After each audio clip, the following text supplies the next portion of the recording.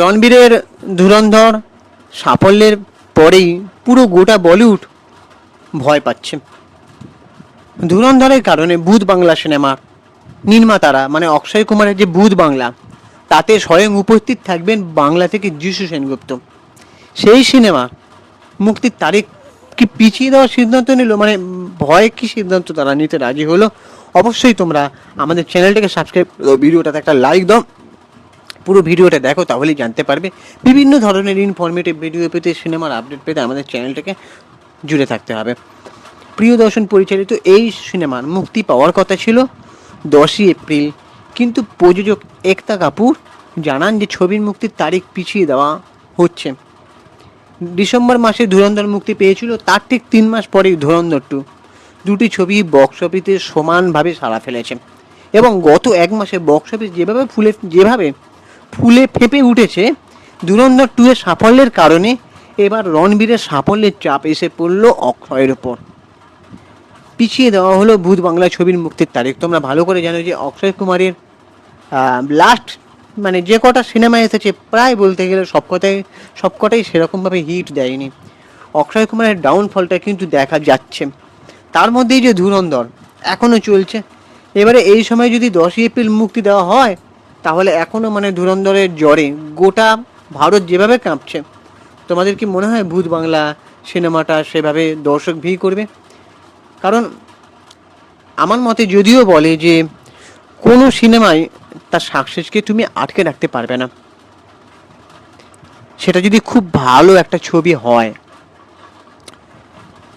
এবারে মুক্তির তারিখ তো পিছিয়ে দিতে সিদ্ধান্ত নিল তারা। প্রিয়দর্শন পরিচালিত এই ছবিটি 10ই এপ্রিল মুক্তি পাওয়ার কথা ছিল, কিন্তু প্রযোজক একতা কাপুর জানান যে ছবি মুক্তির তারিখ পিছিয়ে দিচ্ছেন।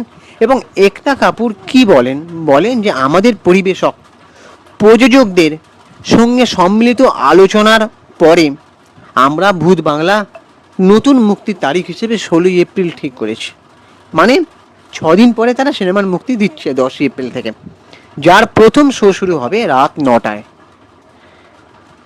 ধুরন্ধর দ্য রিভেঞ্জের অসাধারণ সাফল্য আমাদের চলচ্চিত্র শিল্পের জন্য একটি উৎসাহব্যঞ্জক খবর এবং প্রদর্শকরা মনে করেন যে এই পরিবর্তনের ফলে দুটি ছবি তাদের প্রাপ্য জায়গা, মনোযোগ ও প্রাপ্য গুরুত্ব পাবে। নির্মাতাদের মতে মুক্তির তারিখ পরিবর্তনের উদ্দেশ্য হলো দুটি ছবি যেন বক্স অফিসে পর্যাপ্ত জায়গা ও মনোযোগ পায় তা নিশ্চিত করা। আরও বলা হয়েছে ভূত বাংলা টিম আগামী 16ই এপ্রিল রাত 9টা থেকে প্রেক্ষাগৃহে আপনাদেরকে স্বাগত জানানোর অপেক্ষায় রয়েছে।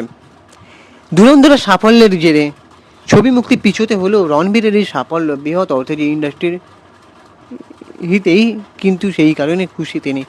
তো মানে এখানে তোমরা শুনে বুঝতে পারলে যে একতা কাপুর বলতে চাইছেন যে ধুরন্ধর 2 ওর কথাও ভেবে তিনি মানে ছবির মুক্তি করছেন, মানে পিছিয়ে দিচ্ছেন।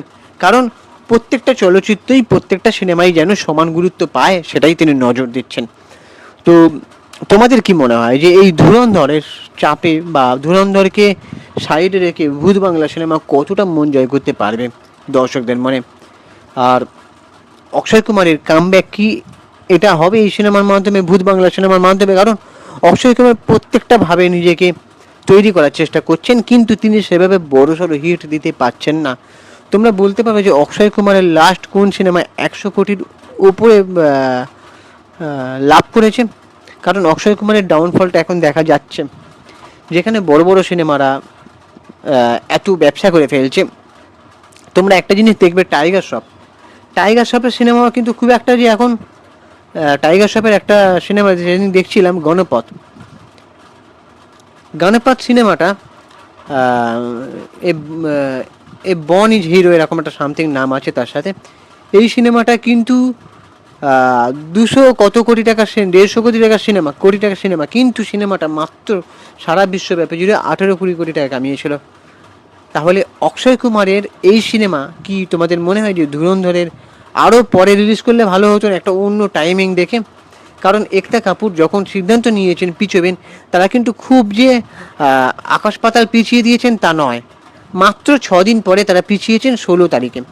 তো তোমাদের কারা মানে এই সিনেমাটা নিয়ে এক্সাইটেড আছো যে ভূত বাংলা সিনেমাটা। যদিও এখান থেকে আমাদের বাংলা থেকে জিতু সেনগুপ্ত এই সিনেমাটা অভিনয় করেছেন, আর এটা প্রিয়দর্শন খুব ভালো একটা বড় পরিচালকের ছবি। তো তোমাদের কি মনে হয় যে প্রিয়দর্শনের এই ছবি 100 কোটির ক্লাবে আসতে পারবে? অবশ্যই কমেন্ট করে জানাতে পারো। আমাদের ইউটিউব চ্যানেলটাকে সাবস্ক্রাইব করে দাও, ভিডিওটাতে একটা লাইক দাও। আর আমি ইনস্টাগ্রামে রয়েছি চিঙ্কি বাবু 2531 অথবা সুপ্রিয় পৌশালে সিনেমেরিয়া, ওখানে গিয়ে ফলো করে দাও। দেখা হচ্ছে পরে ভিডিওতে।